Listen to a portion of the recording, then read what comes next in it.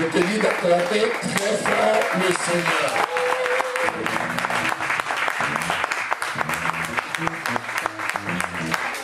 Je te dis d'acclamer très fort le Seigneur. Plus de qui le joie. Acclame le grand le roi. Le Seigneur des seigneurs. Le puissant des puissants. L'alpha et l'oméga. Le commencement et la fin. Celui qui était, celui qui est, celui qui sera. Acclame le Seigneur. Plus de qui le joie.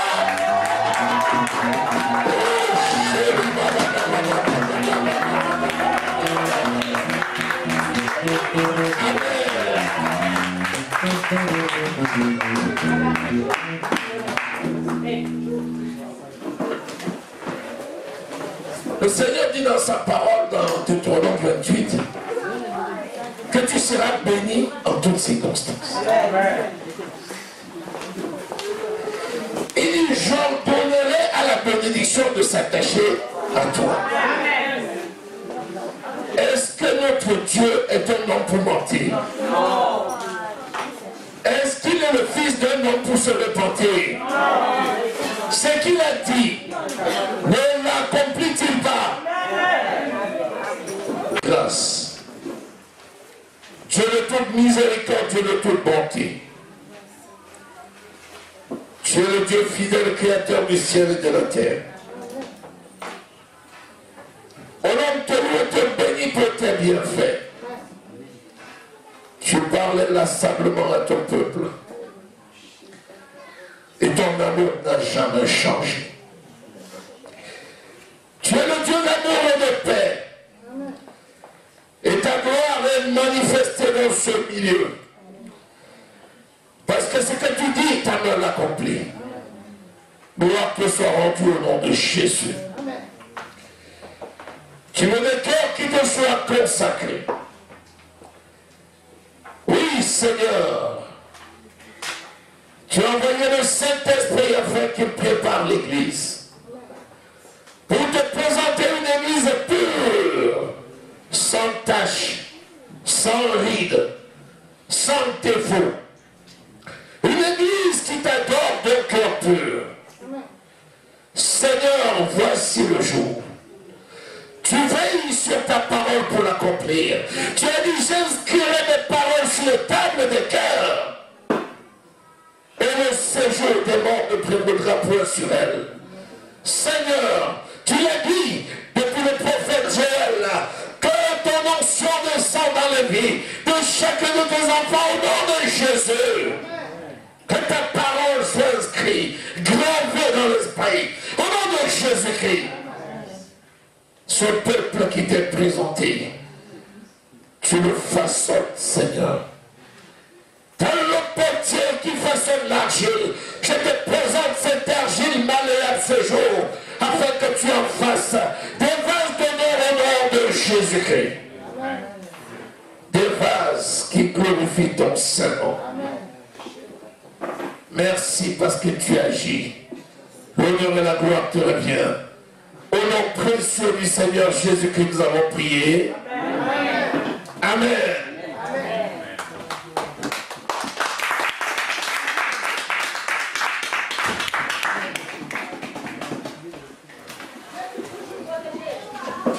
Laissez-vous conduire par le Saint-Esprit.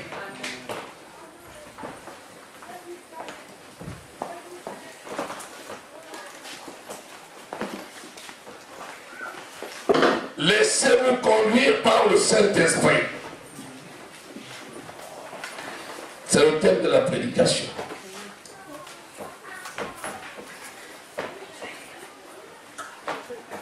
Le Saint-Esprit, c'est Dieu. C'est la troisième personne de la divinité. C'est Dieu, le Saint-Esprit. C'est le Dieu qui habite en nous pour conduire l'Église. C'est le Dieu qui a la direction et qui guide l'Église. C'est le Saint-Esprit qui veille pour préparer l'Église afin que le Seigneur Jésus, à son retour, trouve une église prête, sans tache, sans défaut, sans ride, fraîche, l'épouse qui est prête pour accueillir l'époux. Je sais combien tu es attaché au mariage, comme moi aussi.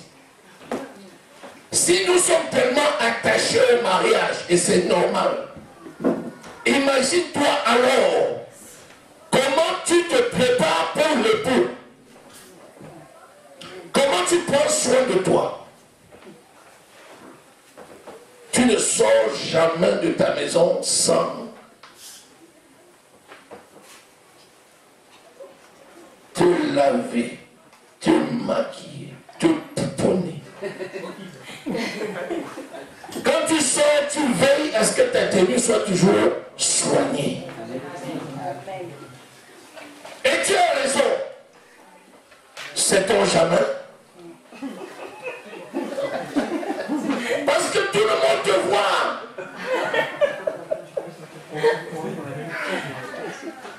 Et on dit souvent que la première impression est la bonne.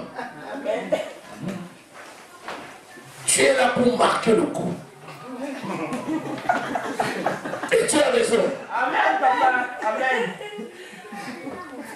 Si tu prends tellement soin de toi comme ça, parce que tu as l'espérance de rencontrer l'époux tel que tu l'as conçu dans ton esprit, tu te donnes les moyens de le conquérir en étant soigné. Quand tu arrives dans une assemblée où il y a du monde, tu parles avec adresse. Tu es réservé, pondéré, modéré. Quand tu prends la parole, c'est solennel. Et tu as raison. Il faut marquer le coup. Si tu as raison dans la chair de prendre soin de toi de cette façon, qu'en est-il du Saint-Esprit qui prend soin de l'Église? Le Saint-Esprit est venu habiter en nous. Le Seigneur Jésus dit, je me tiens à la porte et je frappe. Si quelqu'un entend ma voix et il ouvre, j'entrerai chez lui. Je souperai avec lui et lui avec moi. Amen. Mon Père et moi, nous viendrons et nous établirons notre demeure dans sa maison. Comment? C'est parce que Dieu le Fils, Dieu le Père vivent en nous par Dieu le Saint-Esprit. Et c'est le Saint-Esprit qui est là pour nous conduire.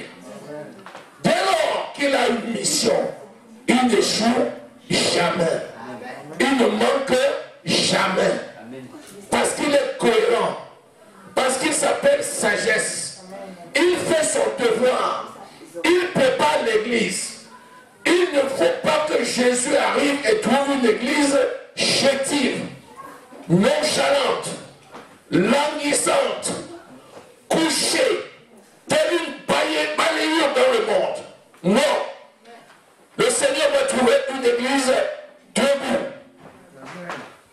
vigilante, belle, sans ride, sans défaut, prête pour l'avènement de l'époux qui est le roi des rois, le Seigneur Jésus. Mais Dieu a laissé à l'homme le libre arbitre. Le Saint-Esprit a beau avoir pour mission de te conduire, si tu ne veux pas, il ne te conduira pas. Si tu veux, il te conduira selon sa mission.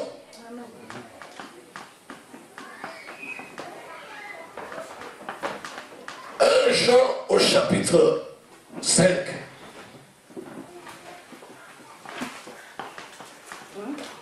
du verset 6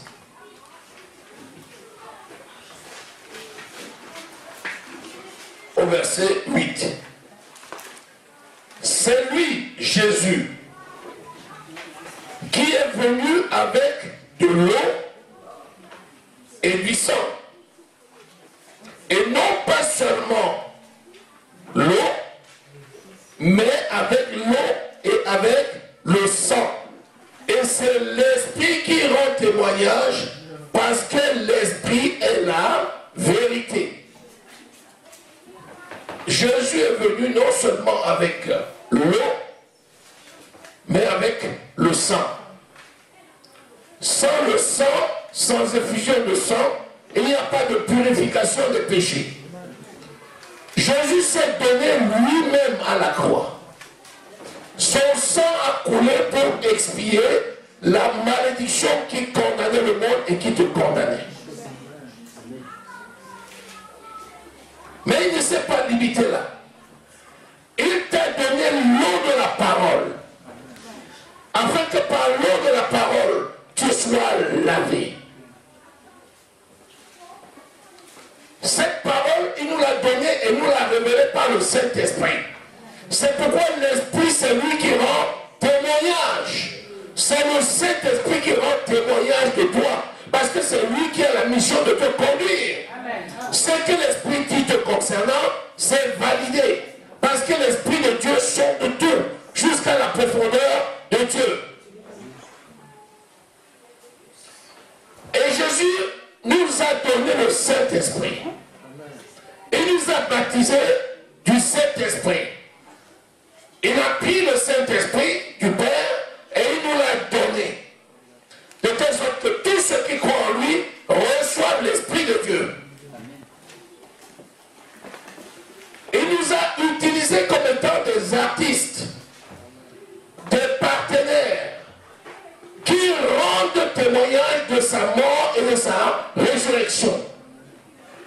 En allant au jour du baptême, nous avons démontré que comme Christ est mort, mis au tombeau et ressuscité, nous aussi, nous sommes morts avec Christ, mis au tombeau avec Christ et ressuscités avec lui, et nous marchons en nouveauté de vie.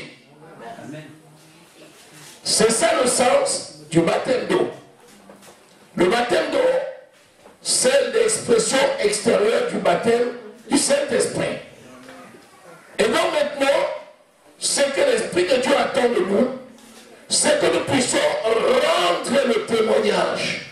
C'est-à-dire, nous laisser conduire par lui, afin que le monde sache que réellement, c'est lui qui a la mission de nous conduire et que nous laissons conduire par lui.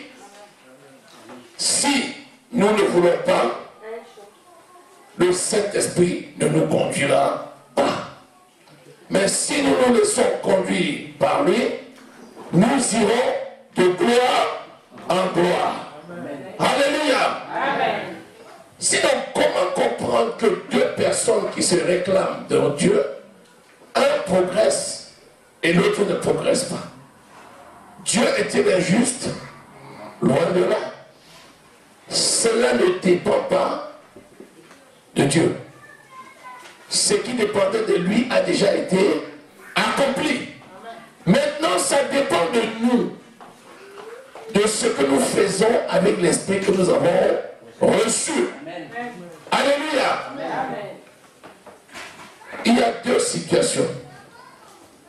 Il y a la situation qui se rapporte au monde et il y a celle qui se rapporte à l'Église. Le chrétien est bousculé entre la pression du monde et celle de l'exigence de la parole dans l'Église. Et il y en a qui font le grand écart. Plus le temps passe, plus on l'incite à marcher avec la parole, plus il résiste, plus il fait le grand écart, plus il fait le grand écart. Ce n'est pas possible parce que aussi vrai que le ciel est éloigné de la terre, on ne peut pas servir deux maîtres. On ne peut pas servir deux maîtres. On ne peut pas vivre selon le monde et vivre selon l'esprit.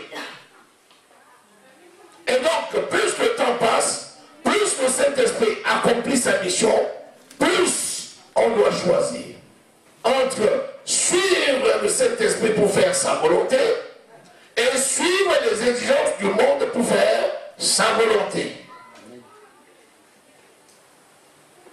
Et c'est là que l'Église doit se décider, faire les choix judicieux. Est-ce que c'est parce qu'on aime le monde que l'on veut faire plaisir au monde? Loin de là.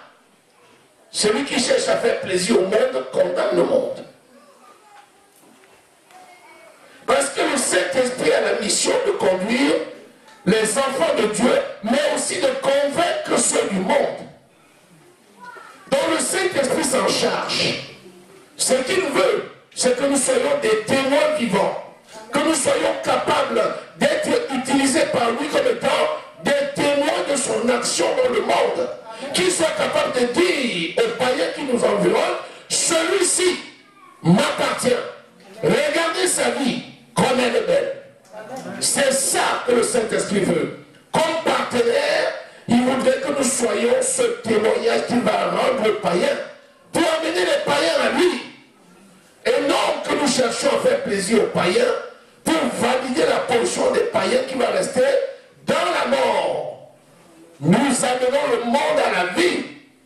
Nous ne devons pas amener l'Église dans le monde, mais nous devons amener le monde pour les donner la vie éternelle. Dis Amen. Amen.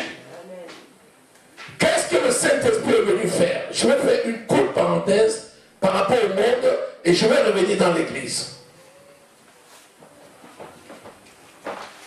Jean 15, verset 26. Jean au chapitre 15.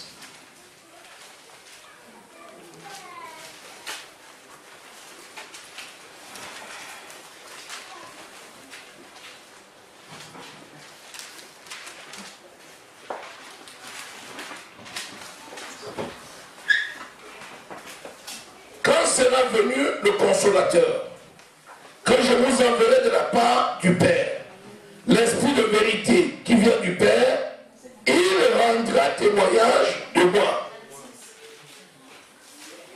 Et vous aussi, et vous aussi, et vous aussi, vous rendrez témoignage parce que vous êtes avec moi dès le commencement. Le Saint-Esprit va rendre témoignage.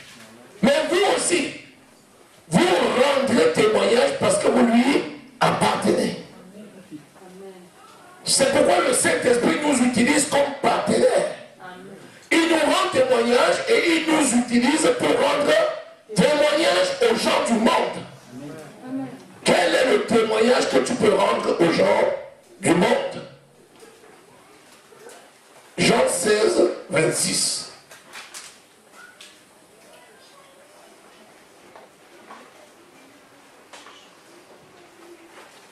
Je lis d'abord Jean 16 à partir du verset 7. Cependant, je vous dis la vérité. Il vous est avantageux que je m'en aille. Car si je ne m'en vais pas, le consolateur ne viendra pas vers vous. Mais si je m'en vais, je vous l'enverrai. Donc c'est le Seigneur Jésus qui nous a envoyé le Saint-Esprit. Je vous l'enverrai.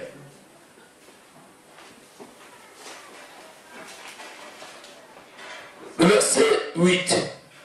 Et quand il sera venu, écoutez, il convaincra le monde en ce qui concerne le péché, la justice et le jugement. C'est le Saint-Esprit qui va convaincre le monde en ce qui concerne le péché, la justice et le jugement. En ce qui concerne le péché, parce qu'il ne croit pas en moi. Vous voyez? Jésus a marché, et même quand Jésus était là, lui-même, le Saint-Esprit n'était pas encore là. La présence de Jésus n'était pas suffisante pour que les gens croient en lui. Même quand lui-même était là. Certains ont cru en lui. Beaucoup n'ont pas cru en lui. Alors qu'il était là. Puis le Saint-Esprit est venu convaincre les gens qu'ils doivent croire en Jésus. Donc ta mission c'est quoi? C'est d'aller convaincre les gens? Non. Ta mission c'est de rendre témoignage que toi-même tu as été transformé par le Saint-Esprit. Donc en d'autres termes, ce que tu dis est important, mais ce que les gens observent, c'est encore mieux. Ils observent que ta vie est belle.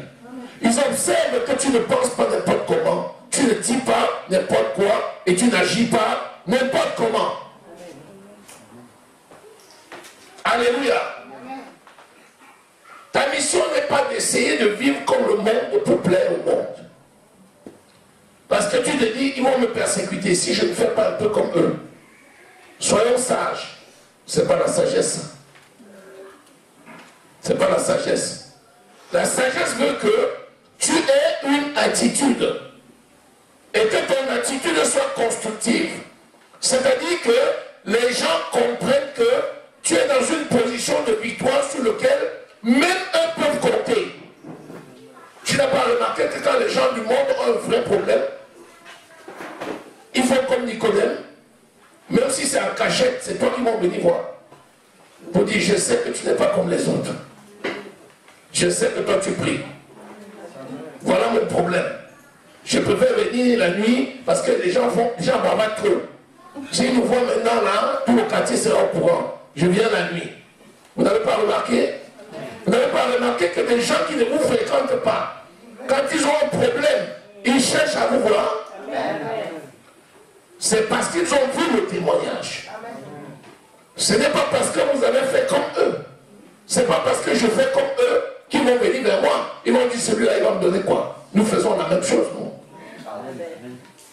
Mais si par contre, il a remarqué que ma vie a changé et que je suis là, disposé et prêt à aider, il va trouver tous les moyens pour venir vers moi. Deuxième chose, la justice parce que je vais au Père. Ça c'est le verset 10. Et que vous ne me verrez plus. Les gens te disent souvent, Jésus là, où est-il? Si je ne vois pas, je ne crois pas. Quand vous parlez de Jésus, les gens disent, je ne crois que c'est que je vois. Il n'y a rien de nouveau. Il dit parce que moi je m'en vais au Père. Eux, ils ne croient pas parce que moi je m'en vais au Père. Donc, la question que les gens disent souvent, si je ne vois pas, je ne crois pas. Ne t'arrête pas à cette question-là. C'est bien prévu. Parle seulement. C'est le Saint-Esprit lui-même qui va les convaincre. Les gens disent, amène-le. Dis à Jésus de venir. Si je le vois, je croirai. Menteur. Si tu lui appelles Jésus, il ne croira pas. Certains disent que quelqu'un est déjà allé là-bas. Si un mort revient le dire, je croirai. Menteur. Même quand un mort ressusciterait pour lui parler, il ne croira pas. Amen. Il n'y a que le Saint-Esprit seul qui peut convaincre le monde. Amen. Même s'il ne voit pas Jésus. Alléluia. Le jugement, parce que le prince de ce monde est jugé. Satan est déjà jugé. Satan est déjà jugé. Et pourtant le monde croit après Satan. Ils vont chercher la solution chez les féticheurs, dans toutes sortes de sectes. Ils vont chercher la solution dans des choses diaboliques. Ils ont une vie mondaine. Et pourtant, Satan a déjà été jugé. Maintenant, qui peut les convaincre? Qui peut les convaincre que le monde ne peut rien leur apporter? C'est toi? Non, c'est le Saint-Esprit. Il n'y a que le Saint-Esprit qui va dire à quelqu'un, le diable dont tu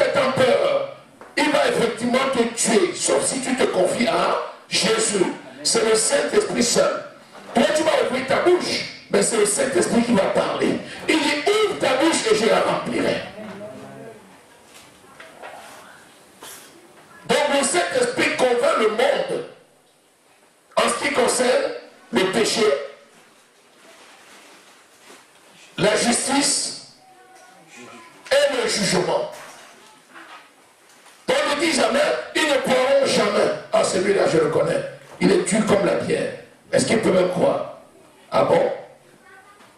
Avec le Saint-Esprit, tout genou fléchit. Au nom de Jésus, tout genou fléchit.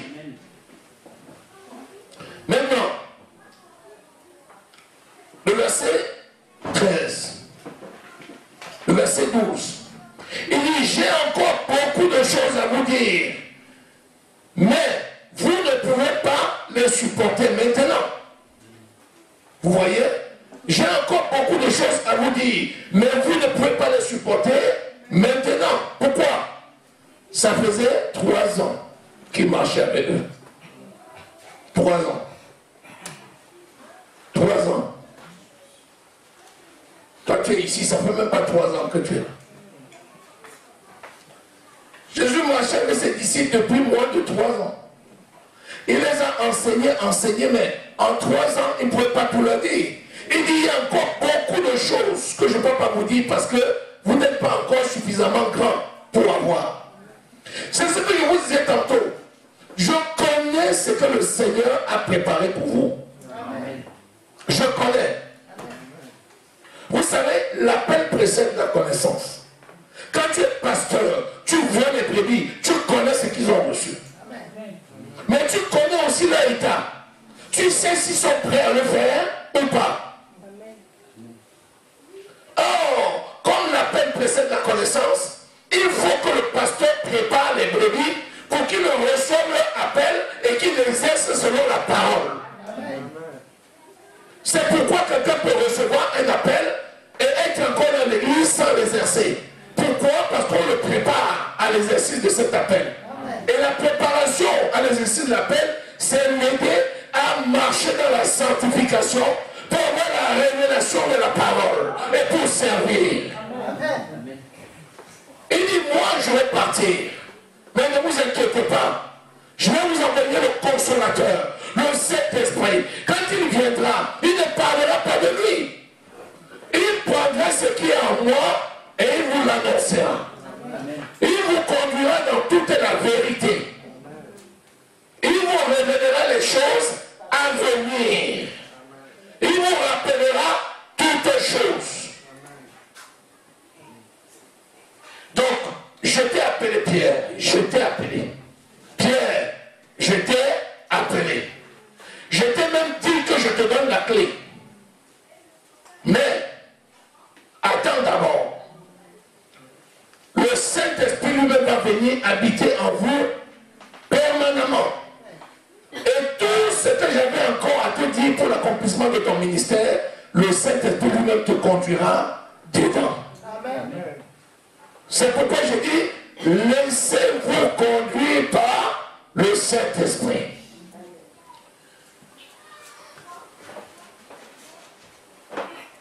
Il dit au verset 15, au verset 14, il me glorifiera parce qu'il prendra de ce qui est à moi et il vous l'annoncera. Tout ce que le Père a est à moi. C'est pourquoi je dis qu'il prend ce qui est à moi et il vous l'annoncera. Donc, le Saint-Esprit habite en nous en tant que Dieu. Il représente Dieu le Père et Dieu le Fils. Parce que Dieu le Père, Dieu le Fils et Dieu le Saint-Esprit sont un. Alléluia. Donc, si tu n'es pas distrait, le Saint-Esprit va te conduire dans toute la vérité. On a dit dans toute la vérité. Ça veut dire quoi? Ça veut dire dans tous les domaines de ta vie, l'Esprit Saint la mission de te conduire parce qu'il connaît ce dont tu besoin. Il connaît où aller le chercher. Il connaît ce que tu vas en faire. Il connaît le lieu où tu vas le faire. C'est lui qui connaît le chemin. C'est le Saint-Esprit. C'est pourquoi, si tu es distrait, tu vas louper le chemin. Le Saint-Esprit est là, il avance, et toi tu suis. Il arrive à un rond-point, il prend une sortie, toi tu continues à tourner. Pourquoi? Parce que tu étais distrait. Donc le Saint-Esprit est là pour nous conduire. Évitons la distraction. Évitons tout ce qui peut nous distraire. Alléluia. Il vous rappellera. Ça veut dire que même ce que Jésus avait dit, il va encore vous rappeler. Ça veut dire que quand tu as la parole, le Saint-Esprit te rappelle la parole. Quand tu as une situation, le Saint-Esprit te rappelle la situation. Si tu dois appeler quelqu'un, le Saint-Esprit te rappelle que tu dois appeler la personne.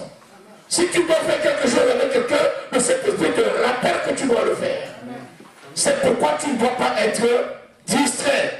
Tu dois être toujours à l'écoute, prêt à être utilisé. Parce que quand il te rappelle, il t'utilise comme partenaire. Et ce, d'autant plus que tu es mature. Tu sais, dans la maison, quand les enfants sont déjà grands, le père sait sur qui il peut compter. Il peut se mettre avec les enfants et dire, bon, on va faire 5 choses aujourd'hui. Toi, va faire ça. Toi, va faire ça. Toi, tu fais ça. Et toi, tu fais ça. On se retrouve dans 1 heure et on fait le point.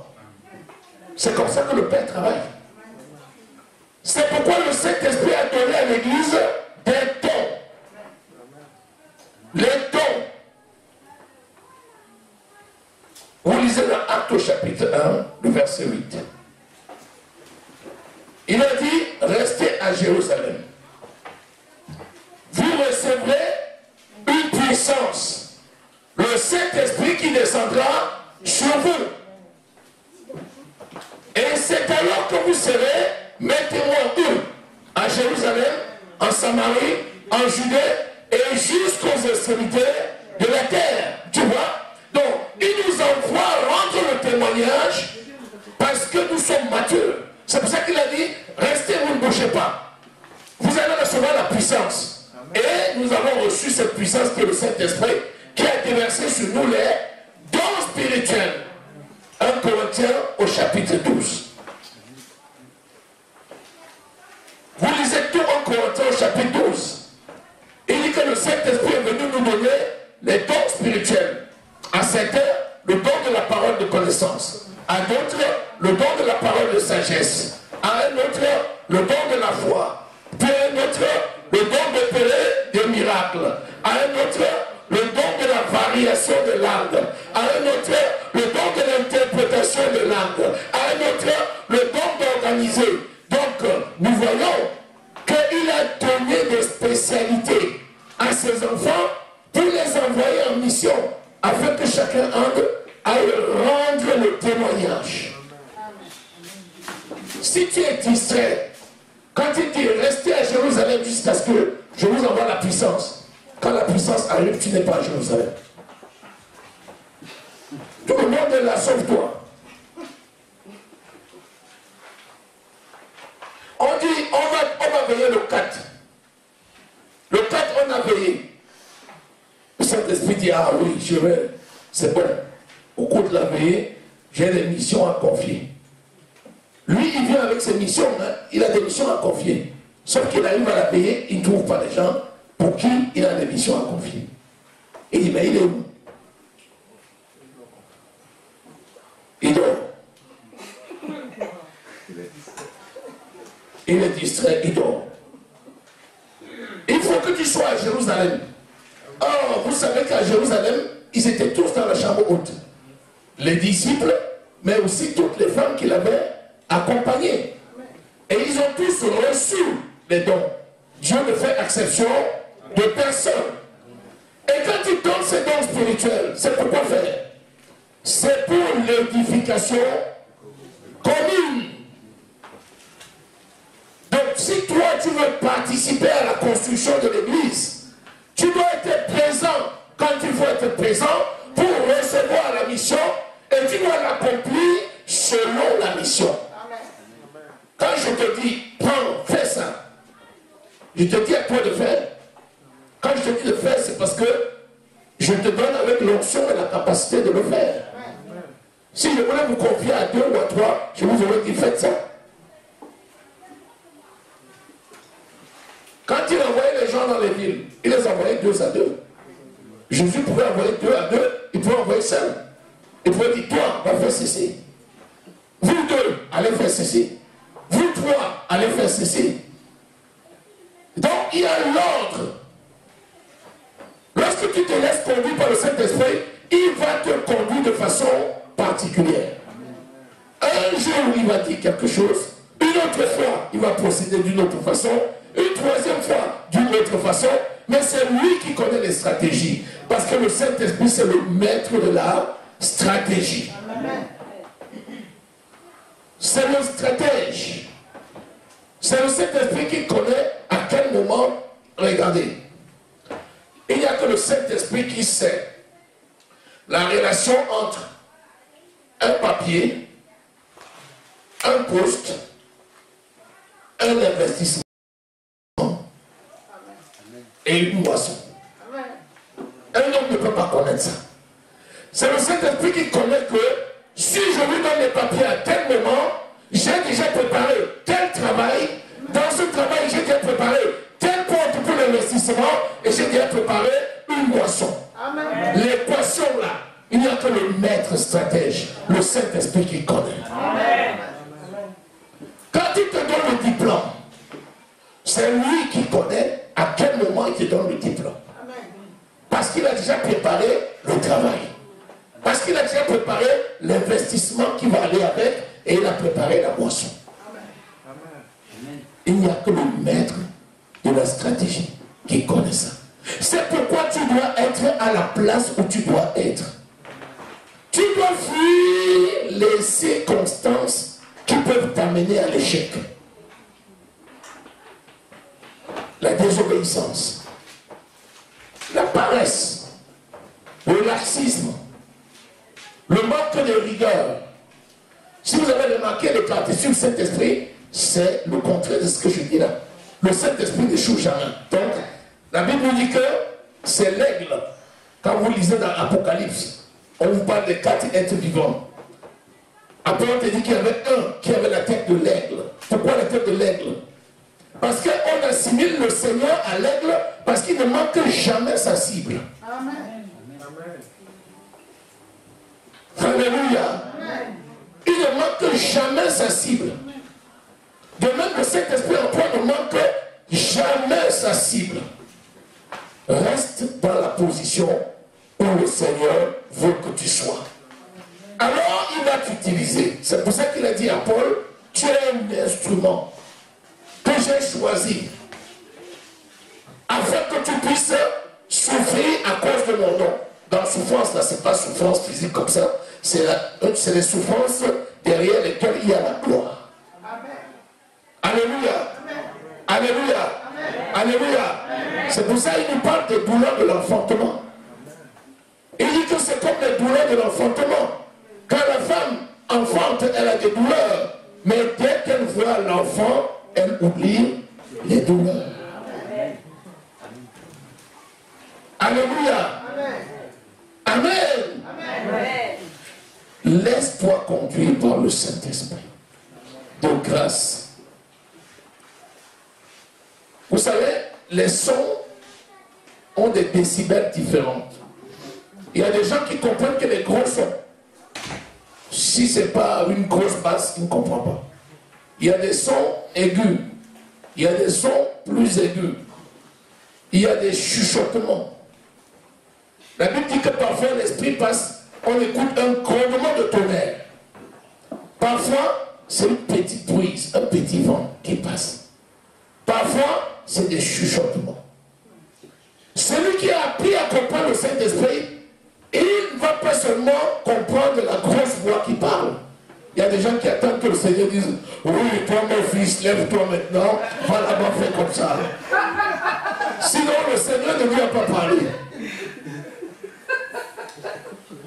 Le Seigneur parle tantôt d'une manière, tantôt d'une autre.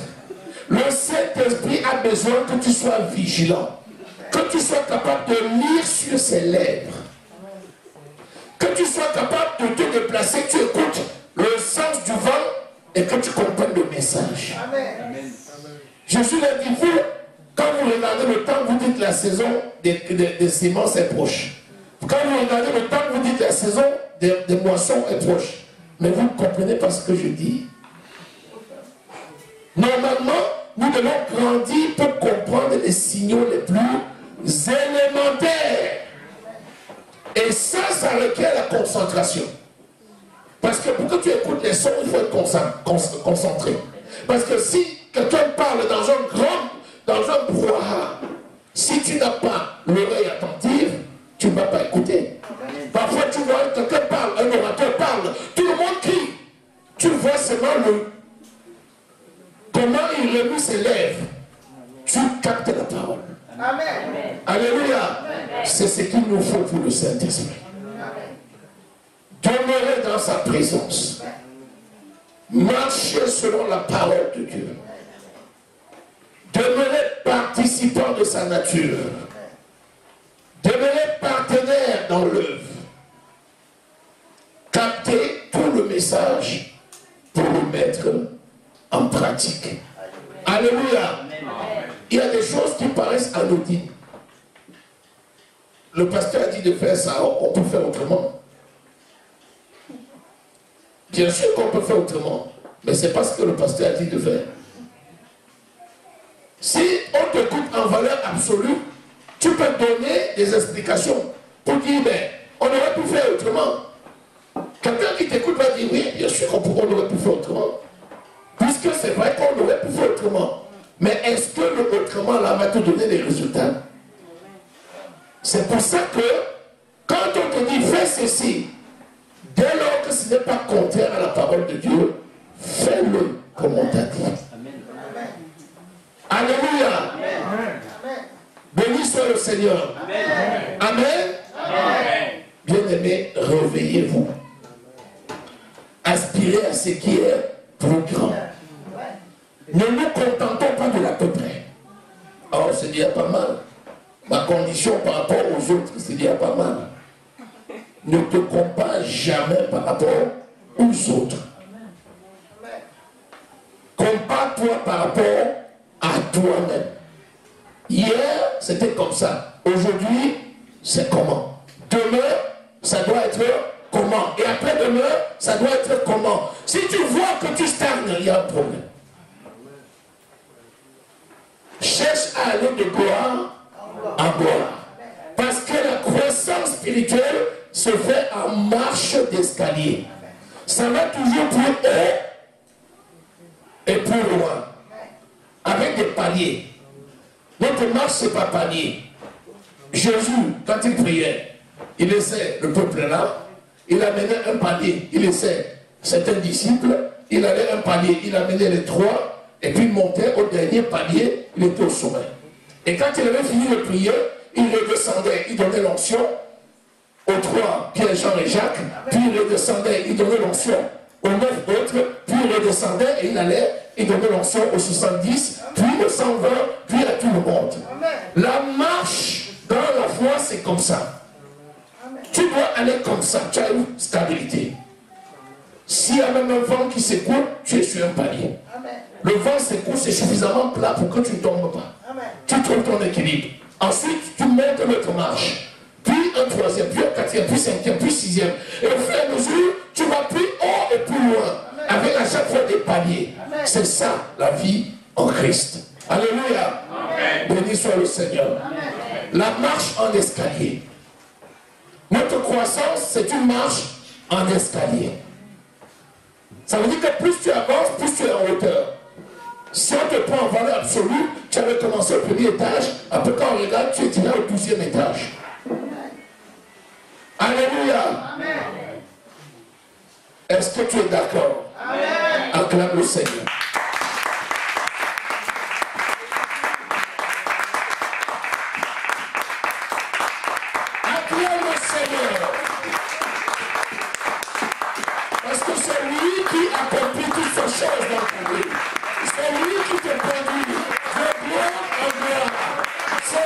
qui t'amène jusqu'au sommet.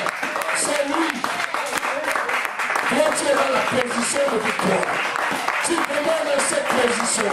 Le Saint-Esprit te saisit, il te conduit, il t'amène, lui-même te transporte. Alléluia. L'énergie vient du Saint-Esprit. C'est lui qui te transporte sur les ailes de la foi et qui t'amène de palier en palier. Alléluia. Merci Seigneur pour ta parole.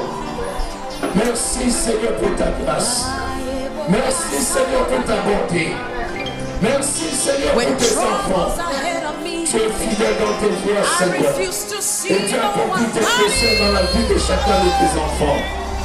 Alléluia, parce qu'ils ne sont plus là. Parce que leur vie a changé. Parce que tu nous as tous transformés. Tu nous amènes dans un autre niveau de gloire. Au nom de Jésus-Christ. Mon âme te loue et te bénit parce qu'il en est ainsi. Gloire au nom de toi. Dans le nom précieux du Seigneur Jésus que nous avons prié. Amen.